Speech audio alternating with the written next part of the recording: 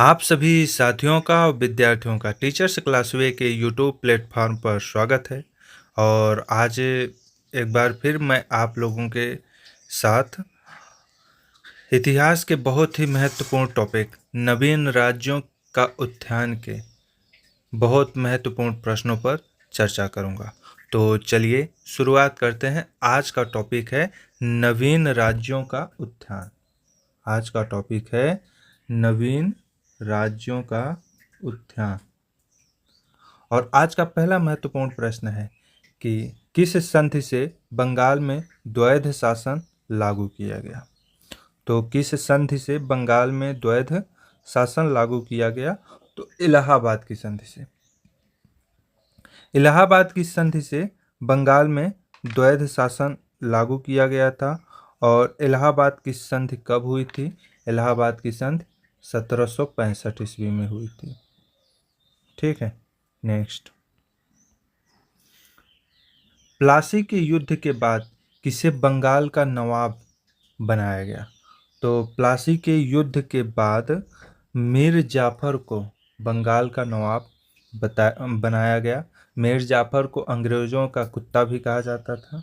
मीर जाफर को अंग्रेज़ों का चमचा भी कहा जाता था। और यह भारत का गद्दार भी इसको कहा जाता है। तो प्लासी के युद्ध के बाद किसे बंगाल का नवाब बनाया गया? मीर जाफर को। नेक्स्ट। सिराजुद्दौला ने अंग्रेज़ों से संधि की। सिराजुद्दौला ने अंग्रेज़ों से कौन सी संधि की थी? अलीनगर की। सिराजुद्दौला ने अंग्रेज़ों से अलीनगर की संधि की थी। अलीनगर की संधि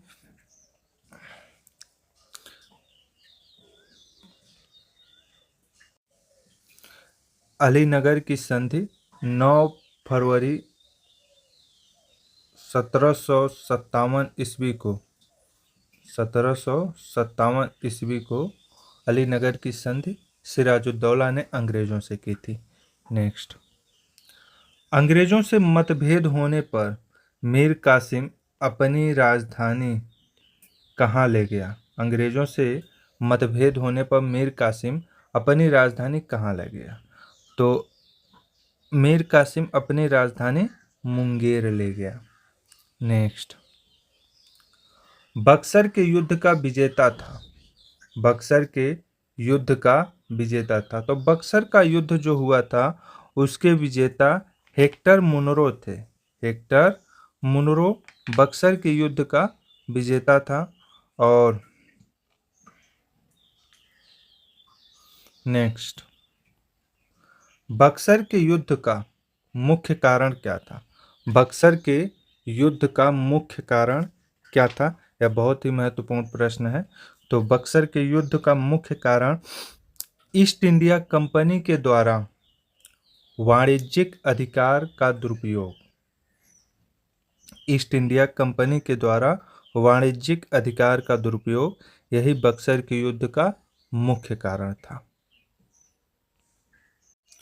बक्सर का युद्ध 22 अक्टूबर 1764 ईस्वी को हुई थी। इसको भी नोट कर लीजिएगा। नेक्स्ट। बक्सर के युद्ध में कौन कौन मित्र थे? बक्सर के युद्ध में कौन कौन मित्र थे? तो बक्सर के युद्ध में अवध का नवाब, बंगाल का नवाब और मुगल सम्राट, यह तीनों मित्र थे। इन तीनों की संयुक्त सेना ने बक्सर में अंग्रेजों के साथ युद्ध किया था। नेक्स्ट। निम्नलिखित में से क्लाइव ने कौन सा युद्ध जीता? तो निम्नलिखित में से क्लाइव ने प्लासी का युद्ध जीता। नेक्स्ट। बक्सर के युद्ध के बाद अंग्रेजों को क्या लाभ हुआ? बक्सर के युद्ध के बाद अंग्रेजों को बंगाल में दीवानी अधिकार मिले। बंगाल में दीवानी अधिकार मिले। नेक्स्ट। मीर कासिम से अंग्रेजों के मतभेद का मुख्य कारण था। तो मीर कासिम से अंग्रेजों के मतभेद का मुख्य कारण व्यापार कर था। नेक्स्ट। प्लासी के युद्ध के बाद क्लाइव को क्या मिला? प्लासी के युद्ध के बाद क्लाइव को क्या मिला?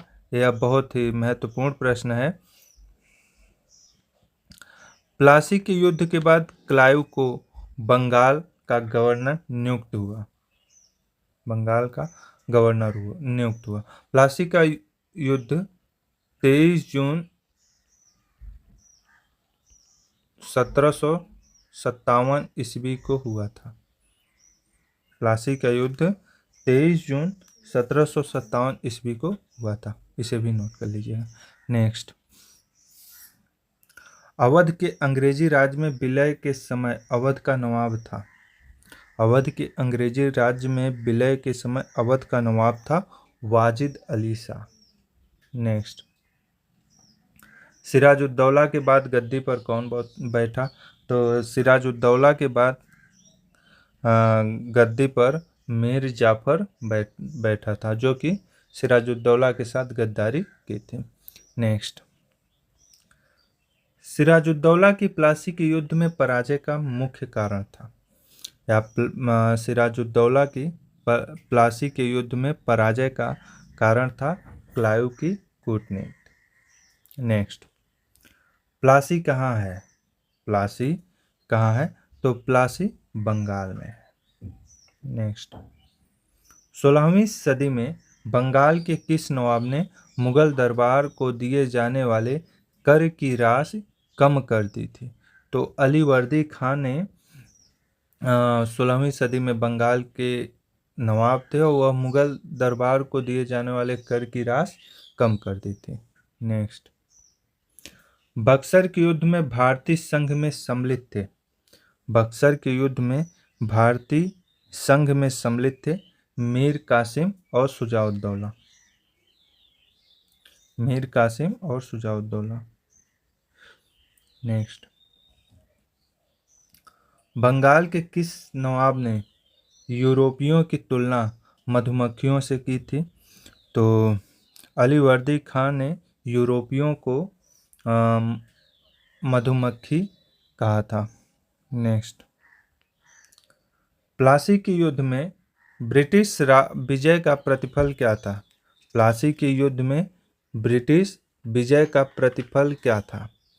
तो कंपनी द्वारा 24 परगना का अधिग्रहण। कंपनी द्वारा 24 परगना का अधिग्रहण। नेक्स्ट, निम्न में से कौन नवाब सिराजुद्दौला के प्रति भक्ति में विशिष्ट था? तो मीर मदान जो था यह सिराजुद्दौला के प्रति भक्ति में विशिष्ट था। नेक्स्ट, अलीनगर की संधि पर हस्ताक्षर हुआ था। तो अलीनगर की संधि कब हुई थी? हस्ताक्षर तो फरवरी 1900 अलीनगर की संधि पर हस्ताक्षर हुआ था फरवरी 1757 ईस्वी में। नेक्स्ट, बंगाल के किस नवाब ने कंपनी को मिदनापुर का क्षेत्र प्रदान किया? बंगाल के किस नवाब ने कंपनी को मिदनापुर का क्षेत्र प्रदान किया? मीर कासिम। नेक्स्ट, अहमद शाह ने 1748 ईस्वी में सफदर जंग को किस पद पर नियुक्त किया? तो अहमद शाह ने 1748 में सफदर जंग को साम्राज्य के वजीर के पद पर नियुक्त किया। नेक्स्ट, मीर कासिम और कंपनी के बीच झगड़े का मूल कारण था। मीर कासिम और कंपनी के बीच झगड़े का मूल कारण था राजधानी का मुंगेर स्थानांतरण। नेक्स्ट, मीर जाफर के शासनकाल में अंग्रेजों की नीति में एक महत्वपूर्ण नया मोड़ आया। मीर जाफर के शासनकाल में अंग्रेजों की नीति में एक महत्वपूर्ण नया मोड़ आया। वह क्या था? सनय सनय नवाब के अधिकारों को समाप्त किया गया। नेक्स्ट, प्लासी के युद्ध के पश्चात भी अंग्रेजों ने बंगाल के नवाब के पद को बनाए रखा, क्योंकि वे सोचते थे कि यह व्यवस्था अभी तक उनके हितों के साथ असंगत नहीं हुई है। नेक्स्ट, किसके काल में ब्लैक होल की दुर्घटना हुई थी? तो किसके काल में ब्लैक होल की दुर्घटना हुई थी? सिराजुद्दौला के काल में ब्लैक होल की घटना हुई थी। यह 1756-57 ईस्वी में हुआ था। नेक्स्ट, निम्नलिखित में से कौन सा राज्य अंग्रेजों के लिए दुधारू गाय था? यह बहुत ही महत्वपूर्ण प्रश्न है। तो अंग्रेजों के लिए दुधारू गाय अवध था। नेक्स्ट, स्वतंत्र राज्य बंगाल की राजधानी थी। बंगाल की राजधानी क्या थी? बंगाल की राजधानी मुर्शिदाबाद थी। नेक्स्ट, निम्नलिखित में से किसने इलाहाबाद की संधि 1765 में भाग लिया था? तो इलाहाबाद की दो संधि हुई थी, एक 12 अगस्त और एक 16 अगस्त। जो दूसरी संधि थी उसमें शाह आलम, क्लाइव, शुजाउद्दौला, दोनों संधियों में शाह आलम, क्लाइव और शुजाउद्दौला तीनों ने भाग लिया था। तो इसका उत्तर होगा उपरोक्त सभी। नेक्स्ट, बंगाल में कंपनी के अधिकारियों द्वारा दस्तकों के दुरुपयोग करने से किससे उसके संबंध बिगड़ गए? तो मीर कासिम से उसके संबंध बिगड़ गए। नेक्स्ट, बंगाल का वह नवाब जिसने इजारेदार कहलाने वाले अपने प्रतिनिधियों के माध्यम से कर वसूल किया, तो वह था मुर्शीद कुली खां। नेक्स्ट, ढाका से मुर्शिदाबाद राजधानी स्थानांतरित करने वाला बंगाल का नवाब था। तो मुर्शीद कुली खान बंगाल का नवाब था। नेक्स्ट, मीर कासिम द्वारा कंपनी को प्रदत्त जमींदारी में कौन सा जिला सम्मिलित नहीं था?